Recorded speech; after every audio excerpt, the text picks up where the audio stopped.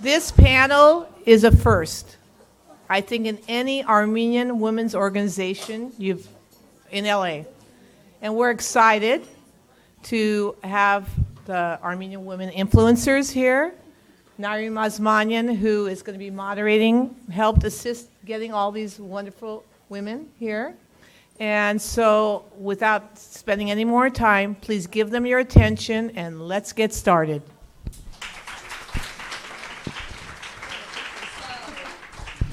Hi everyone, my name is Narim Osmanian and I'm the senior fashion editor at Who What Wear. Who What Wear is a fashion publication. We are digital, but we have just launched a lot of our consumer brands. So you might have seen us in Target, but we are also launching some more contemporary brands that you could start shopping soon, and some beauty also. So as a senior fashion editor, I work in branded content. So kind of what you guys were hearing about in the Women in Tech panel. I do a lot of marketing, a lot of content strategy, and I work with some big brands, and Affirm being one of them, to create really fun partnerships between Who What Wear, our audience, who is mainly millennial, Gen Z. They're really interested, obviously, fashion, beauty, and bringing those marketing initiatives to life, finding the middle ground between what is truly advertising and what is editorial. So through that, I've been with the company for 6 years.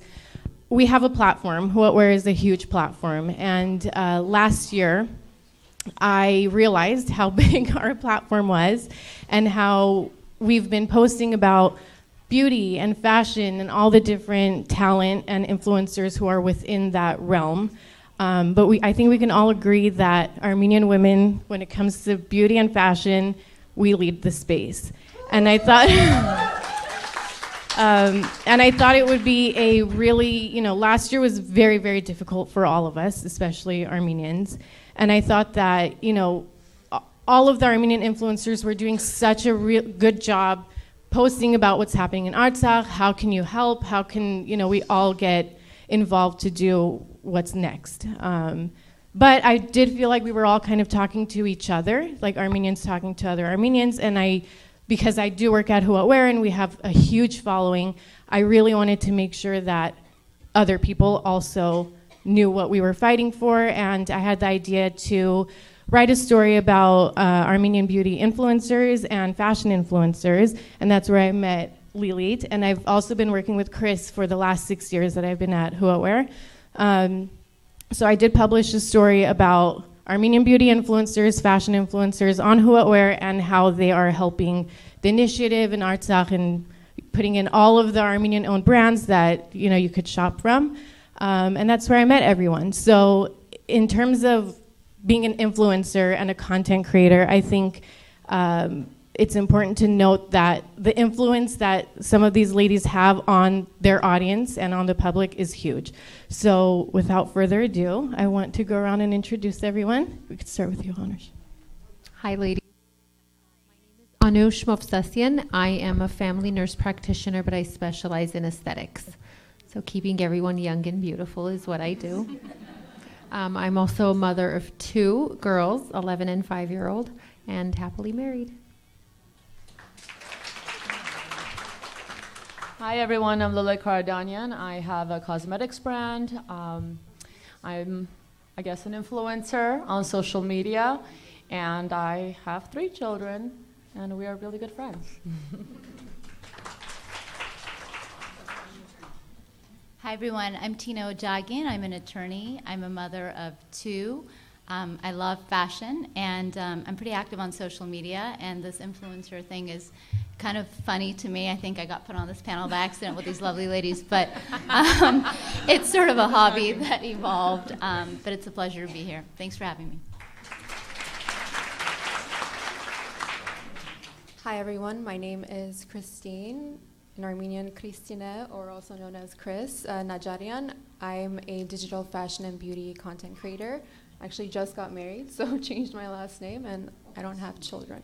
But I work with Nairi, and I know Lilit and all the other amazing women up here. Okay, so again, like the other panel, if we can ask questions towards the end. We can, ask all of these ladies up here. But I'm going to start with our first question is, how do you define an influencer, and what did it take for you to become one? Lili, we could start with you. Start with me. Okay. The term influencer actually has come a long way. We kind of defer from that word now because anybody on social media can be quote unquote an influencer. So we start to categorize as content creator, business owner, things like that, because it gets a little complicated as an influencer. What are you influencing? So for me, it's being able to influence young women to pursue their dreams while having a family, getting their education, and being able to, really get to your dreams. It takes a lot of hard work, but you want to be able to have some positive impact on young women. And I used to teach classes. I used to have a makeup school, and there was a lot of young women who would take my classes, and the moms were always against it. And my mom was one of them. She was like, you are going to go to school, you're not going to be a makeup artist. And this was, over 15 years ago, and I completely understood her at the time, but I was like, I promise I'm going to finish my education, and then I'll pursue this. So we had an agreement, and that's what I did, and I'm very grateful that they allowed me to do that. And so, I continued. I got my master's in business administration, but I was able to take what I love to do, which is beauty and makeup, and turn it into a business, a career, and open doors for so many other young women. And I always would tell the moms, your daughter or whomever wants to join my class doesn't have to quit their life and school and whatever it is they want to do in order to pursue makeup. Makeup was kind of like, you do it for fun, you do it on the weekends. You, instead of going out on Friday night, you got to sleep early and wake up to do someone's makeup at 5 a.m. So it's a big responsibility, and it depends on how committed you are to that. I didn't really have a social life for several years because I started so early, and I would work 14-hour days. And I think that's what a lot of, people, society might not see, that, there's a lot of work involved in it. And so we had a lot of people taking the classes, but not everybody is cut out to be a makeup artist, an influencer, because influencing came with being as active on social media as you are physically working. So it's evolved a lot. Right. Is this where, here we go. Anush, how about you? So how do you define being an influencer? I think I agree with almost everything my friend said, but I think the word itself is very self-explanatory. In influence, anytime you're an influential person, you have some sort of impact on another, in my case, females' actions. And I try to influence women to try to be a little bit more selfish and take care of themselves more. And in my opinion, self-care is very important because it makes you a happier, better person, whether it makes you better as a parent or as a wife or a provider, in which case what I do for a living. So I try to use my platform to show women that what I think to do is okay, which is put time into your own self, is okay, and you're not a bad mother or a wife or, by doing so. So that is how I see what an influencer is, someone that has an impact on someone else's actions. How did you decide, because I know for a while you were off social, how did you decide to just jump into it? And I feel like you jumped into it and it just blew up.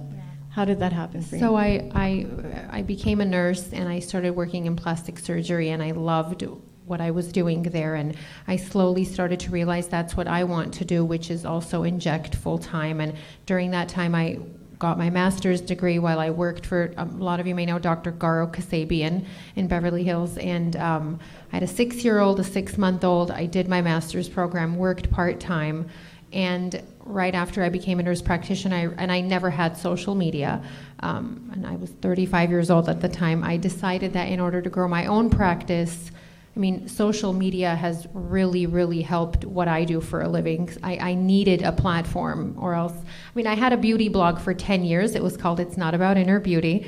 And of course it is. But, and so I decided that I had to create my own, brand, my own. I needed somehow people to know what I do for a living. So I ventured off I left the doctor, unfortunately, because not every doctor that does that for a living wants their nurse to do that and build a brand under their brand. So I had to leave.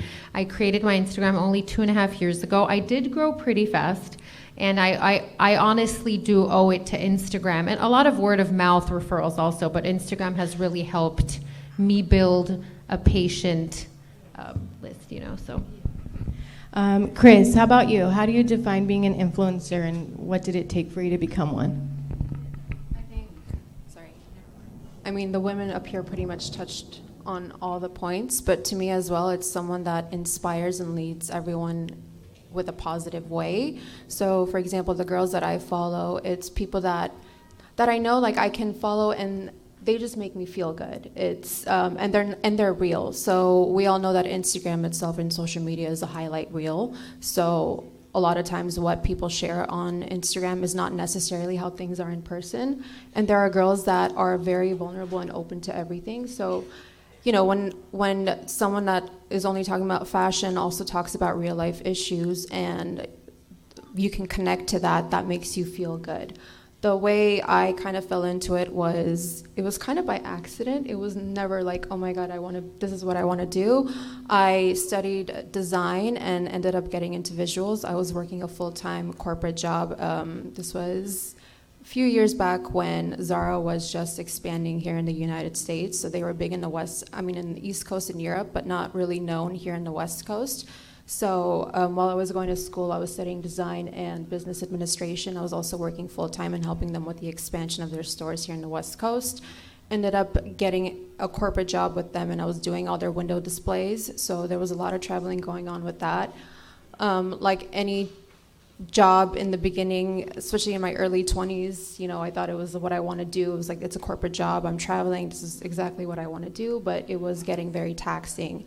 And I realized that I wasn't getting the support and just the support that I needed for the amount of work that I was putting in. So I was doing my own thing on the side with creating content and putting that out there. And then I saw that people were receptive to it, and I built a following from it, and then it just kind of took off from there. That's great. Tina, so I think you're not a traditional influencer in a sense, but you do have a huge following. So how do you define that, and how do you kind of navigate that? So for me, social media just kind of happened by accident. It came full circle, actually. I started out as a makeup artist. I used to train for I used to train for Stila. That's how I put myself through school. I'm a first-generation immigrant kid. And my goal was to just provide for my family and do something where I can ensure that my kids are going to be secure. And I always wanted to fight for the underdog, so I found out that law was my calling early on. And actually, your dad was one of my mentors. Judge Terbizian, I clerked for him, and he was amazing. And he's responsible for a lot of the success I've had in my career. So just wanted to give him a shout out for that. Judge Dikran Terbizian? Yeah. So about 6 years ago, I started out on Instagram because it was a creative outlet for me. My job is very serious. It's very taxing. I represent people who've got brain injuries, who are really badly hurt at the most difficult time in their lives, and I needed a creative outlet, and I love fashion, and so it was kind of my fun little side project, creative outlet, and I caught a lot of flack for it because at the time, it was deemed unprofessional and unlawyer-like, and what are you prancing around in this fashion? So I decided that my social media was going to be a reflection of my life. So if I would have a 7-figure settlement one day, I would post about that, or something, a success in law, I would post about that, and the next day would be about my kids, and then on Friday it would be Fashion Friday. And I just kept it as authentic as possible, and I didn't listen to the conventional methods of social media marketing, because I truly believe that people don't want to just look at a generic page. They want to relate to the person behind it. And so I like to take a little bit of credit for how far the legal community has come, because now, those older white males who would make fun of my social media or, flashing their Harley Davidson and their tattoos on Instagram. And I feel partially responsible for that. But my role as an influencer, to the extent I see myself as one, is to empower women. In law, I do a lot of mentorship through the Armenian Bar Association, the UCLA Department of Neurosurgery, and just Instagram wherever I can. And, I use my platform as a megaphone to bring awareness to issues that are important to me, such as gender bias in the workplace.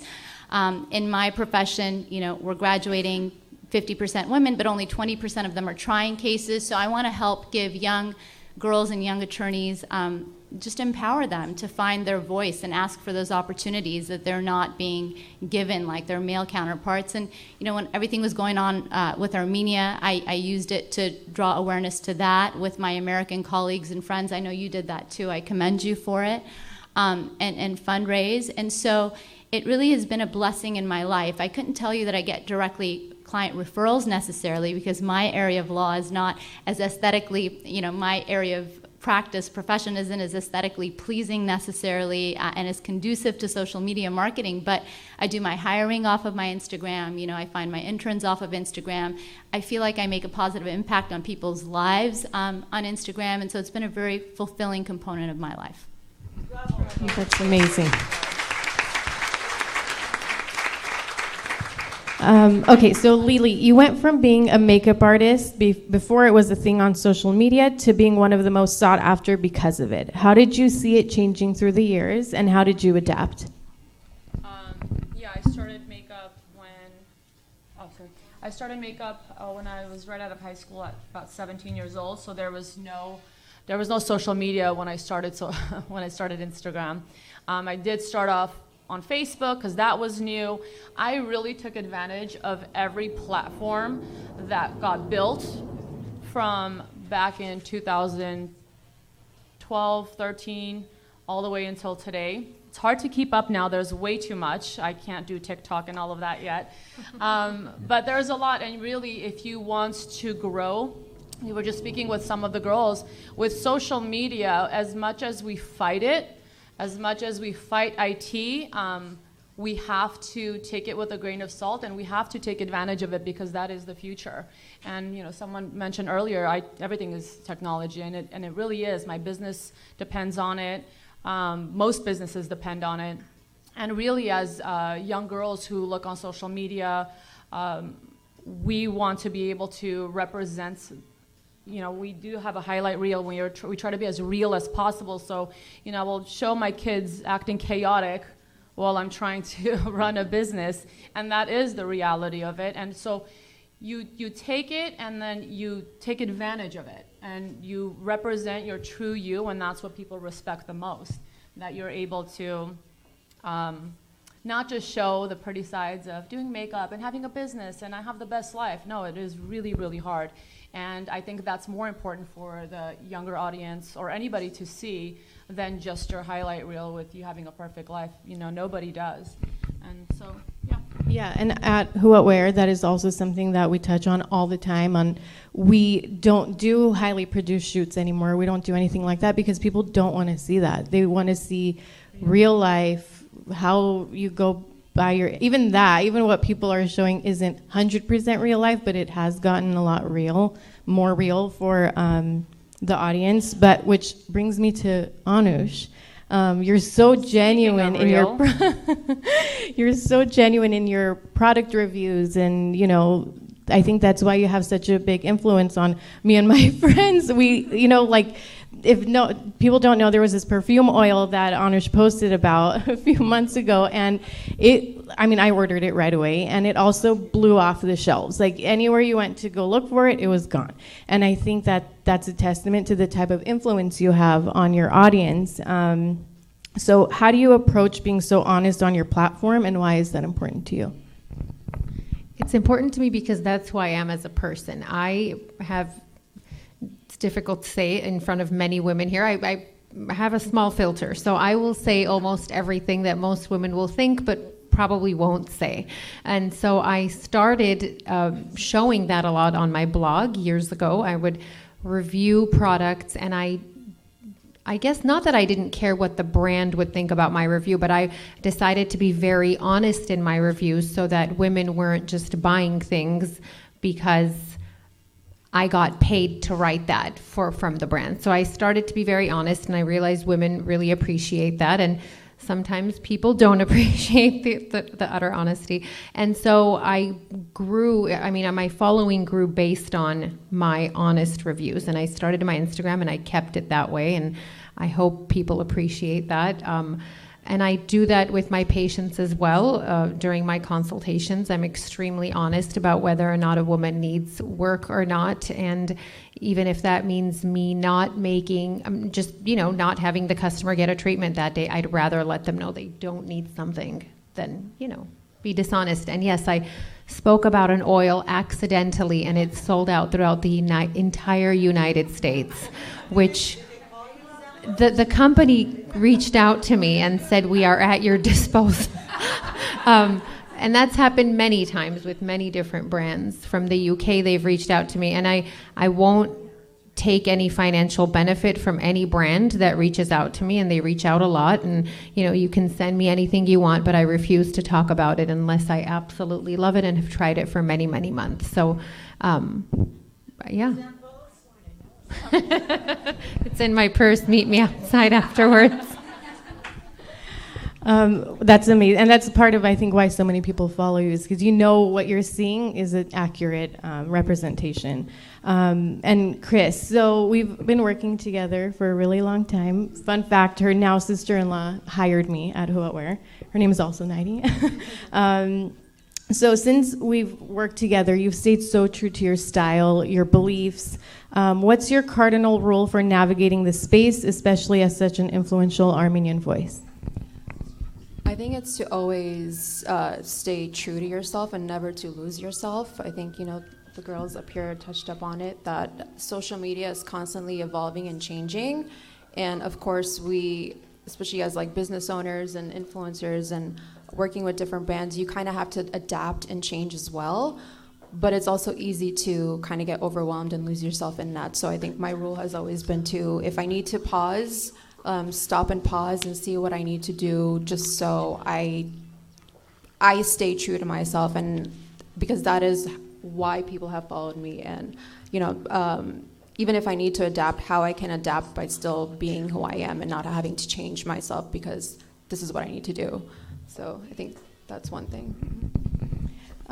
That's great. Sorry, I just got all my questions. There's a lot of questions. Okay, so Tina, you do an awesome job of taking the seriousness of your career and making it approachable to your audience through your love of fashion. How does social media help you do that, and how do you perceive yourself as an influencer in a space that's filled with a traditional content creator?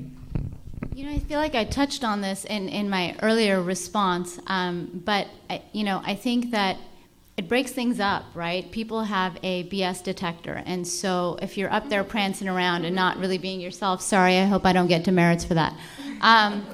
But then they can pick up on that, and I think a lot of my following has been because people perceive me as being very real. At times, maybe a little abrupt or a little aggressive or a little too honest in my approach, but certainly. I think that that's the way to go. You want to be yourself, and if you're yourself, people will perceive that, and they will appreciate you, and they will hear what you have to say for that.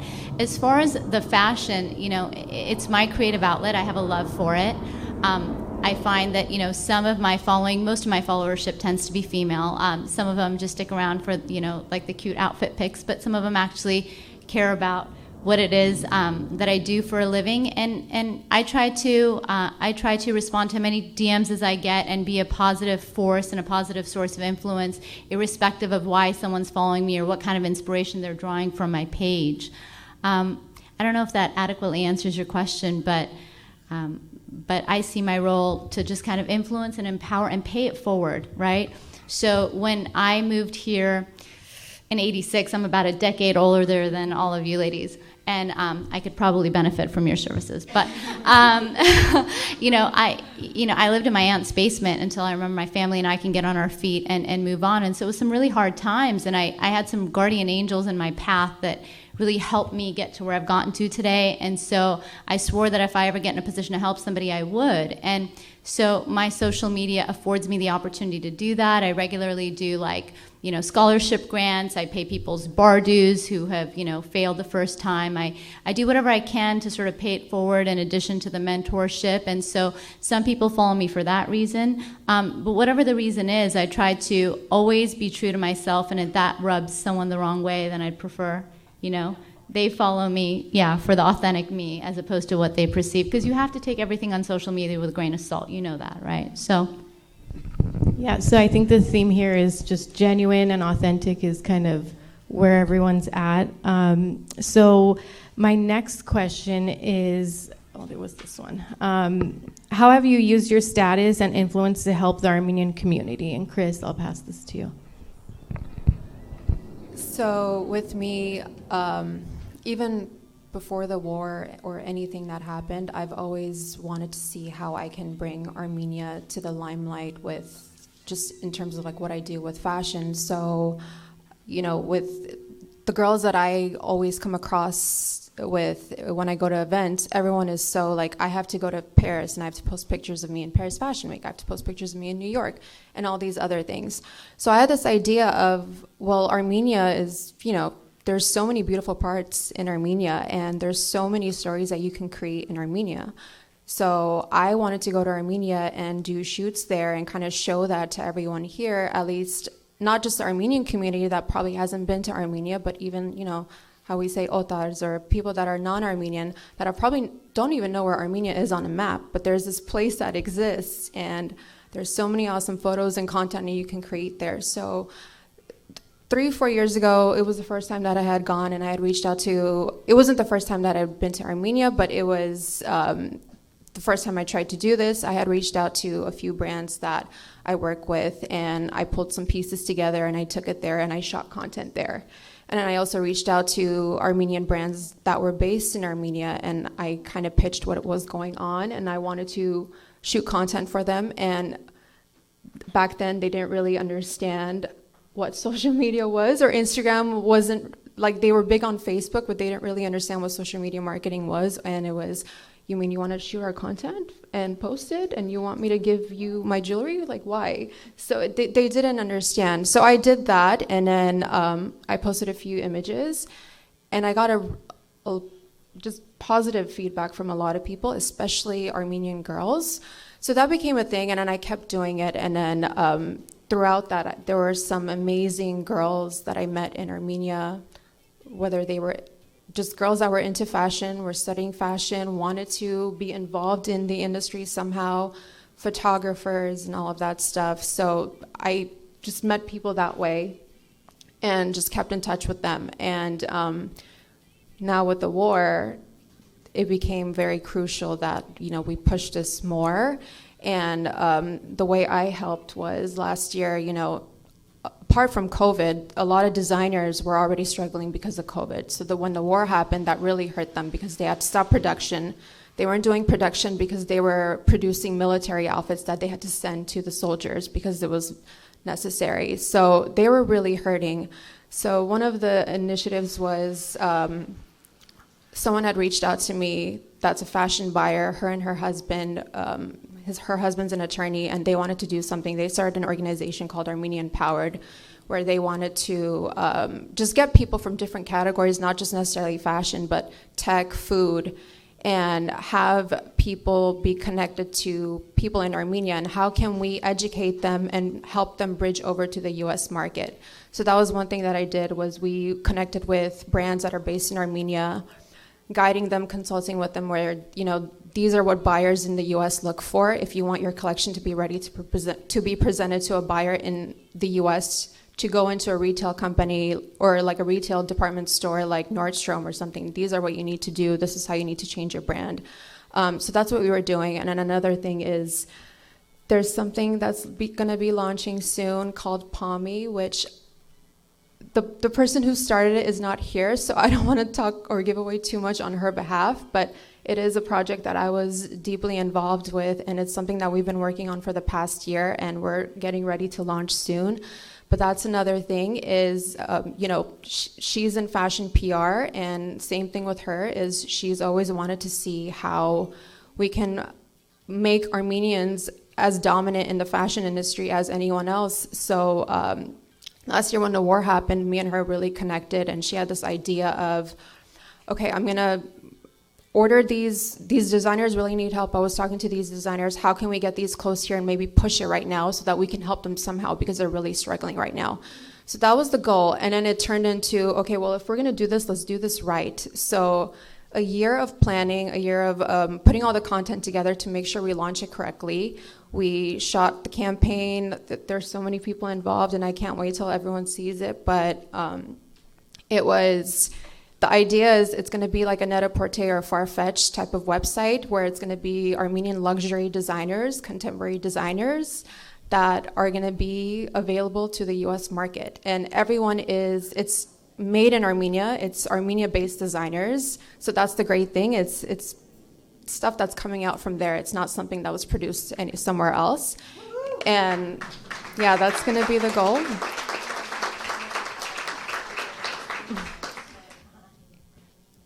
Yeah, sorry. And it's made there, and everything is already here. So I know, when you try to order things from Armenian designers, it's either very difficult because they either don't have a website, or they just only have a store in Yerevan or in Armenia, so you have to go there.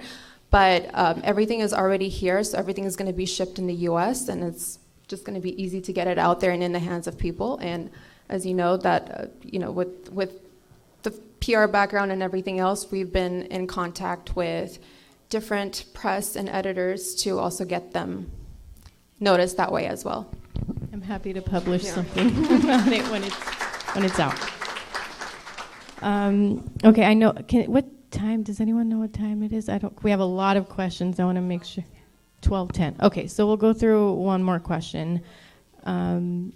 So what are the next steps for you in your career, and where do you see yourself growing? What will we hear or see about you in 5 years, Lilit? I get this question a lot about where I see myself in 5 years, 10 years. And to be honest with you, I've always lived my life kind of in that moment, and I didn't pave the way for my career. It was paved for me, and whatever direction life took me, I took that step and I made it the best that I could do with it. So obviously 5-year plan, growing your business and growing your family and all these things, but really you just never know kind of where your life leads you. And so I kind of take it month by month, year by year, and I just go in the direction that God leads me, really.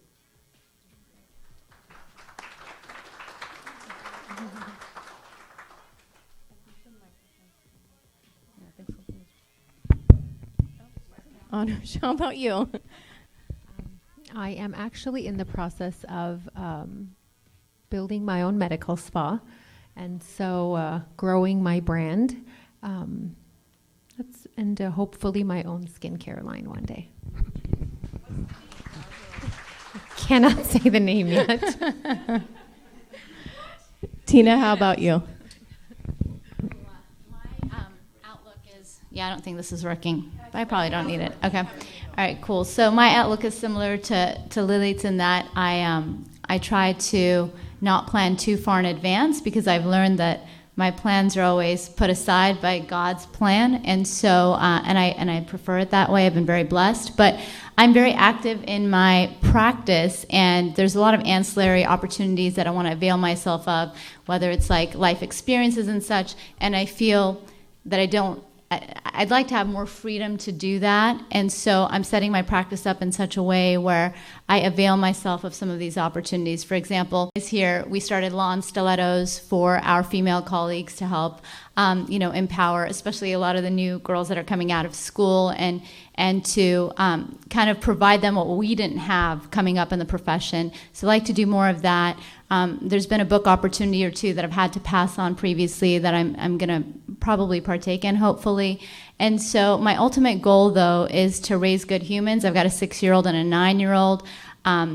For those of you who follow me, you know I spend a lot of time with them, and so I'd like to do more of that. I'm fortunate enough to be able to pick them up from school most days if I'm not in court, and I just really want to be there because time flies, and I didn't have that growing up with my parents because we were first generation and everything was very different, and so I want to put aside the first generation mentality, live in the moment more, and really kind of enjoy and enjoy the moment, if that makes any sense. But so, Chris. I mean, I don't want to say same, but same, because obviously eventually I want to have my own brand as well. But if the past year has really taught me anything is, sometimes life doesn't always go the way you planned. So just living in the moment and just seeing where life takes me with that in mind, with the goal in mind. That's great. Okay, so I had a few more questions, but the questions that were asked are pretty great. So we'll go to these. There's a question for me. I can answer that later. So what do you do to help promote other women, not just fashion related, but in other businesses types as well, Anush?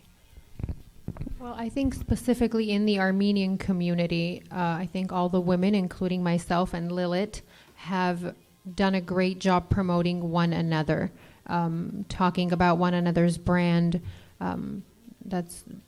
Lilith has helped me immensely when I started my social media and I had only 250 followers, and it's helped me a lot. And a lot of my patients, the first thing I'll ask is the referral base, and a lot of the time it's through Lilith's Instagram. So I think that all of us do a wonderful job, whether it's Ice Link Jewelry or Elsie Cosmetics or, Skins and Needles or Alice Pierre Jewelry. I think we do a great job promoting one another and uplifting one another. I agree. I think it's nice to see Armenian women not, a lot of it is the same industry. A lot of it is kind of, we're all doing the same things. And it's nice that everyone is supporting each other instead of, So another question we had is, what's your advice to young women who are bombarded with unrealistic beauty standards on Instagram, Lili? That has also come a long way because at some point social media's content became very curated. Unless the photo was edited up to par with our feed, it wasn't posted, and now no one appreciates that anymore. Someone mentioned if there was a professional photo in our feed, it doesn't get the love versus like an iPhone photo, and people want to see the real. And I think that you have to kind of set the standard for yourself. Who are you following? Are they inspiring you? Are you uplifted every time you see their page? Do you learn something new? Do they make you want to get up and do something for yourself, or do they depress you? I think that's the first question. Like, we would, because really there's a lot of influencers you watch and you're depressed, because everything looks perfect. So, there's, and they'll make it seem real, but really you're just like, I can't relate. And so you have to really find people to follow that you can relate to, that you learn from, and they uplift you and make you happy. You don't want to say, oh, she's doing it, why can't I do it? You want to say, oh my God, she's doing it, I can do it too. So you want to get that from someone when you're following them. And it's really important for us to instill that in our kids, for me as an influencer to instill it in our community and make sure that whoever is watching me is not wanting to click that unfollow button because I just, my life's so perfect they just can't stand it anymore. And I've heard this, about other influencers, and I'm just like, wow, you really internalize what you see on social media. And like I said, you can't fight Instagram anymore. You can't fight social media. My nieces who are 13 are on it. I'm just like, oh my God, how do you let them go on it? And my child's 5. But, my sister's like, look, you got to give in or else she's going to create one without you knowing, and then she's going to fall. I get to control what she can see now. And so it's important for us as moms and, women in the community to be able to, help our kids control that narrative and make sure they are following people who really, truly inspire them and uplift them, because there is a lot. There's too much, and it gets overwhelming. I agree. I think for a while, the influencer space felt really unapproachable and really unrealistic, and especially in fashion, the fashion space of it too. Everyone's wearing designer, and you're in the middle of America, and you're looking at this, and it's so unapproachable for you. But now it's kind of the narrative has changed a little bit to having it be more real, and I think it impacts how young kids are. Young girls are, their beauty standards, what it means to them growing up, which actually brings me to the question I really wanted to ask, and it's how do you see yourself influencing Armenian girls, young Armenian girls who are looking at your platform and seeing what you're posting? I think for me that's really important because I'm sure girls in Armenia who are looking at what we all are doing here. And for them, it does seem maybe unapproachable or approachable, but I think it's important. So maybe, Chris, we could start with you. How do you see yourself influencing young Armenian girls? With me, it goes back to what I said with the cardinal rule is to just never lose myself and, again, staying authentic to who you are. What I've realized is when I'm that way or the type of content that I share, it's actually the Armenian girls, and especially the ones based in Armenia, that are the most receptive and supportive. So I just kind of go with that. That's great. I like hearing that. Tina, how about you? So for me, it hit me maybe a couple of years ago. I went to buy a swimsuit, and I was trying on different swimsuits in the fitting room, and there was this beautiful young lady who was helping me. She was literally flawless. And, I paid her a compliment, and she said, oh, no, I haven't had my Botox or my filler, and I'm waiting to get paid this Friday so I can go get it. And I asked her, how old are you? And she said, I'm 17. And it broke my heart, a lot of my friends are nurses and plastic surgeons and dermatologists, and, I'm all for, the injectables and doing what it takes to make yourself feel good. But there was all this talk, about the stigma against plastic surgery, and I was feeling like there was a stigma from electing to not go that route. So as unpopular as it is, I've been very vocal about that, especially to young women who follow me. If you want to do something to make yourself feel better and boost your self-confidence, and it's age appropriate, then by all means go for it. But if there's this cultural norm that you have to do it in order to be acceptable to post a picture on social media, that's devastating. That's an epidemic. And so I'm very vocal about that, as unpopular as it may be sometimes.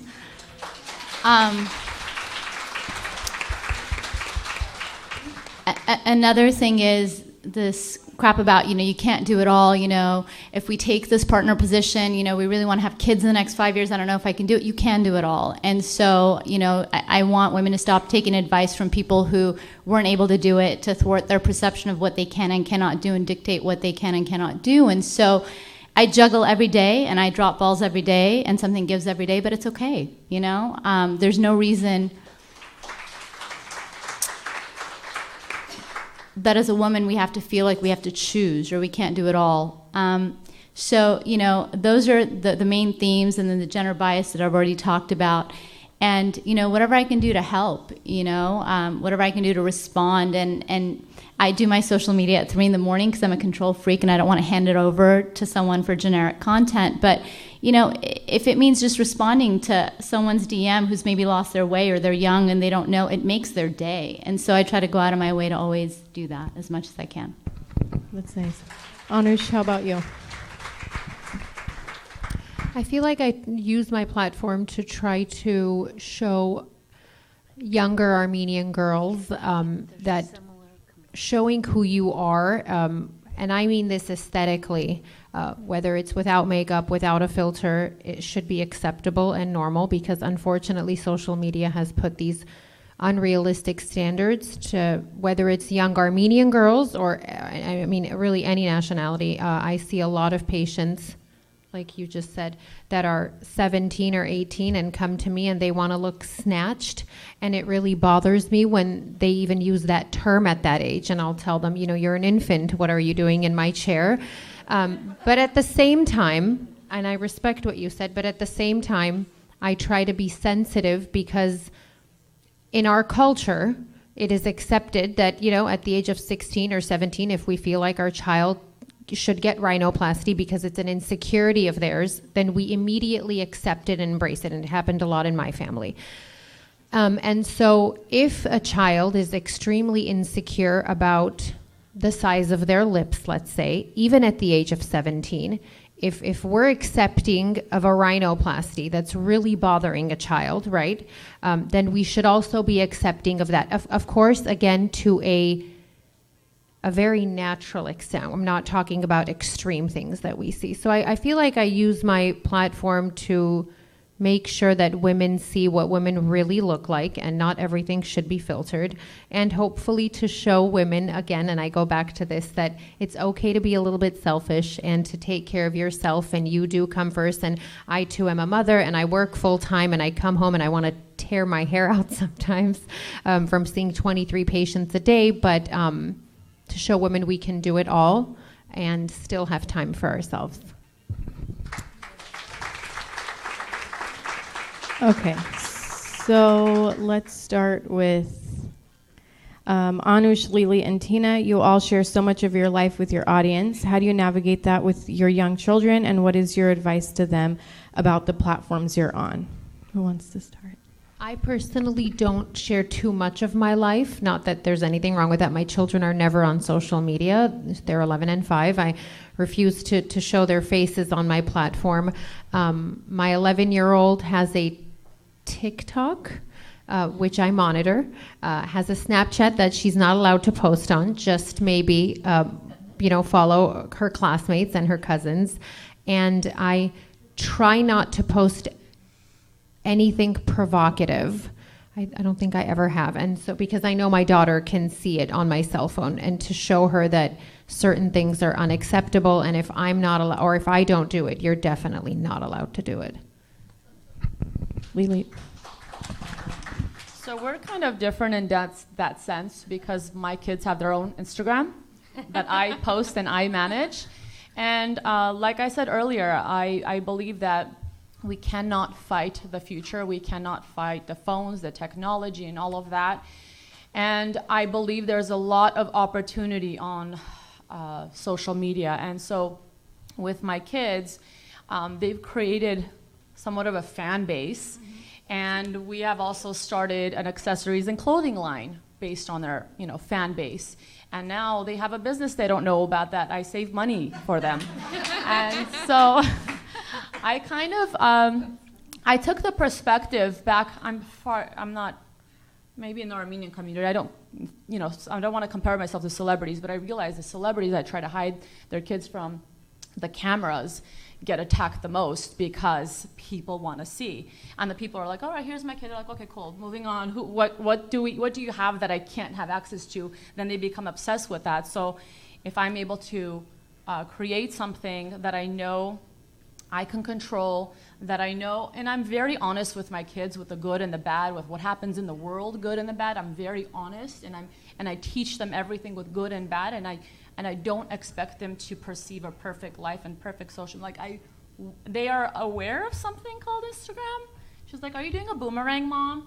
But she doesn't really know, but she knows people love her, and there's obviously we have to be very careful, because you're not a child development expert, and God forbid you hold your kid too long, and there's a lot of judgment, but also I stick to the purity of it, and I take it, and we'll see where it leads, but that's my perspective on it. I share your perspective, and believe me, if I had the time, I would have Luca, at least Luca, my little one, have his own social media page, but there just aren't enough hours in the day, and again, I'm a control freak, so I'm not going to hand it over. He's more popular than I am. When we get requests for brand partnership and stuff, it's mostly for him. His food reels are more popular than my stuff, and so, but he has an aversionary reaction towards it. He doesn't like it, and so the thing that I do often, and this is maybe bad parenting, so go ahead and judge me for it, but I'll start recording him while he's eating, and if he catches me, he'll be like, "No, Mom," or come around and try to grab the phone out of my hand, and that's kind of a theme in our Friday night family date night dinners and stuff. But look, social media has been a game changer for me. And Lilith's right. It's the way of the future. And so, I want them to be exposed early on through my filter, through my lens, with my terms, and so that they don't have to recreate the road for themselves as I had to. And so it's definitely an opportunity that I see. For now, it's dormant, it's just hanging out. They're, on my page for the most part, but I agree with you, and I think it's really cool what you're doing. Now, there are some safety concerns that come up from time to time, very frankly. My home, for example, is under a couple of different, we went through all of the song and dance just to have the address be extra hidden. I moved into it a year ago, and we're already moving out to go behind a armed gate, just because of safety concerns. And there have been instances where people will message or send something and say, oh, is that your car with such and such license plate? Or, oh, you're at this such and such hotel, I saw you from afar, or whatever. And that kind of concerns me a little bit, because I don't like people to know where I am in real time. Mostly because some of the work I do is pretty controversial, and some of the cases that I work on are contentious, and some of the clients I represent are mentally unstable. And so there are some safety concerns, but I try to balance things as much as I can to take precautionary measures, meanwhile have my kids avail themselves of what it's like to have a social media presence, more or less, if you can call it that, at this age. Yeah, I also have a 2.5-year-old, and I'm trying to, sometimes I don't want to post anything, sometimes she's so cute, so I have to post something, but, so Chris, this question is for you. Is there a defining moment where you realized what kind of impact you were having on your audience? Yes, and I think that was mainly last year when the war happened, and I completely dropped everything that was fashion or beauty related, and I was head on into, what was going on, and being very vocal about that, because I saw that, if we weren't doing it, and a lot of the girls up here were as well, if we had this platform, if we weren't using it to be spreading awareness of what was going on, we saw that the media wasn't, or they were very biased with what they were sharing. So I started sharing, talking about that, and then that's when I realized, how it was really making a difference, and people were really appreciating, especially the Armenian community, especially people that were based in Armenia. I think the messages that I was getting from girls and families that were based in Armenia, just, they were already in so much distress, and just everyone was in this situation where we had no idea what was going on. We couldn't believe what was going on. So when they saw that there were people from the diaspora that were talking about it, that were this passionate about it, that were like so focused on spreading awareness, it was giving them hope. So I think that was one moment where I was like, this is amazing. Yeah, I remember all the lists you would create of like fashion photographers to follow, just Armenian owned and Armenian, backed. I think it was pretty amazing. And everyone obviously remembers how much you were posting during that time, and I think it's pretty amazing what you did. There's a question for me, which I would have liked to have heard this answer when I was back in college. So advice I would give to someone who would want to have a career in beauty and fashion editorial, from someone who has a degree but doesn't know where to start or how to get past the application interview process. So my journey was a little bit different. I went to FITM, and then while I was there, I always wanted to be an editorial, but it was harder with just an associate's. I worked in fashion consulting, and then I realized I had to go back to school and get my bachelor's degree to be in editorial, so I did that, and I interned at Whoatwear, and I got the job. So, and I've been there ever since. So I think advice would be to just network with as much as people possible. Any intern I've ever had has been an Armenian girl, so if there is anyone whose daughters want to be an intern, or if you're here, you want to be an intern, make sure you reach out to me. We're not hiring right now, but when we do, I make sure that there's Armenian presence in there. But just general rule of thumb, reach out, LinkedIn, all of it, be in their face. Social media is number one too. You could DM an editor, you can, send. You also, what's unfortunate now is I guess not unfortunate, but kind of the way of the world. When I started, your personal presence on social media didn't matter as much, but now editors are kind of considered influencers in a way. So your personal Instagram, your social media needs to have that aesthetic to it, and you kind of have to be almost an influencer to really stand out to some of the editors who are hiring. But yeah, or you could do what I'm doing and go into branded content, and then you go into content strategy and you can become a marketer. So yeah, that's it. I don't know if anyone has any more questions. Thank you.